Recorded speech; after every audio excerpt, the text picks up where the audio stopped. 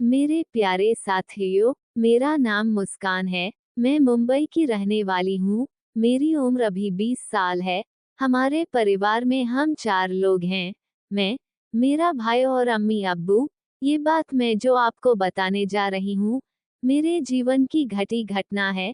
मैं सीधा कहानी पर आती हूँ। मेरे भाई का नाम अरमान है और अभी उसकी उम्र 22 साल की है।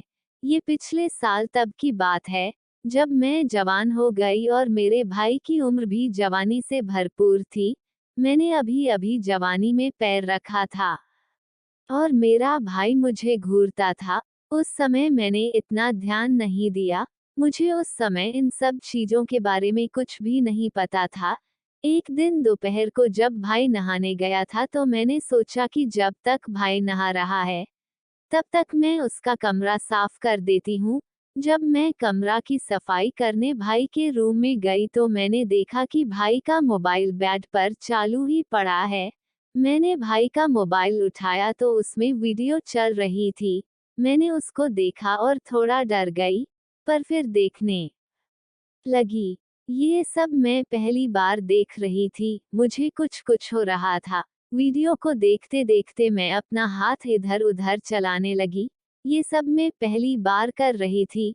मुझे अपने आसपास का कोई होश ही नहीं रह गया था। इतने में मेरा भाई रूम में आ गया। उसे देखकर मैं बहुत घबरा गई। मैंने जल्दी से भाई का मोबाइल बंद किया और बैट ठीक करने में लग गई।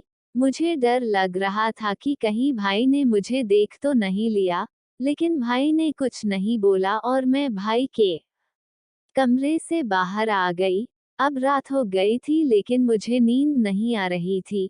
मेरी आंखों के सामने वही वीडियो के सीन आ रहे थे। अब मेरी जिंदगी का वह दिन आने वाला था जिसके बारे में मैं सोच भी नहीं सकती थी। ये तब की बात है, जब अम्मी अब्बू नाना के घर गए थे।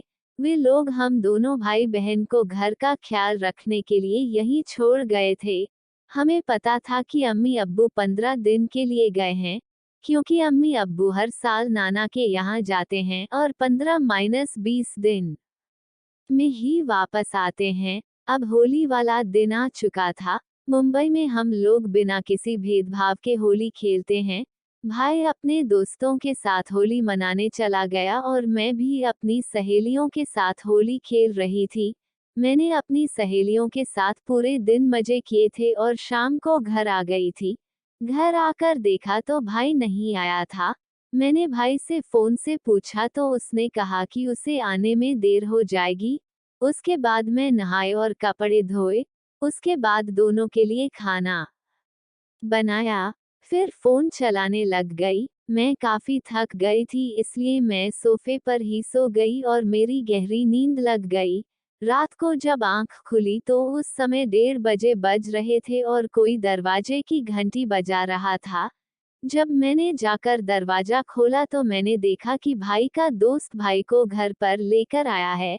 भाई ने बहुत ज्यादा शराब पी रखी थी और वो हद से ज्यादा नशे में था। मैंने भाई के दोस्त को थैंक्स कहा और भाई को ले जाकर उसके कमरे में पलंग पर लिटाकर उसे सुला दिया। अब मैं भी अपने रूम में सोने जा ही रही थी कि इतने में घर की बिजली चली गई। मुझे अंधेरे से काफी डर लगता है इसलिए मैं वापस भाई के रूम में सोने चली गई। मैं भाई के पास बेड पर सो गई।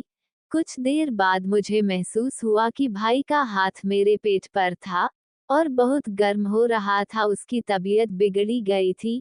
फिर मैं खड़ी हुई और कपड़े को गीला करके लाई और भाई के सिर पर रख दिया जिससे कि आराम मिल जाए। उसके बाद वही लेट गई। कुछ समय बाद भाई की हालत ठीक होने लगी। उसके बाद उसने मुझे जोर से पकड़ लिया और नशे में मेरे साथ सब कुछ कर दिया और पानी मेरे पेट पर निकाल दिया। उस समय मेरी हालत बहुत खराब हो गई थी। तो दोस्तों, आशा करती हूँ कि आपको कहानी पसंद आई होगी। ऐसी ही कहानी सुनने के लिए चैनल को सब्सक्राइब जरूर करें।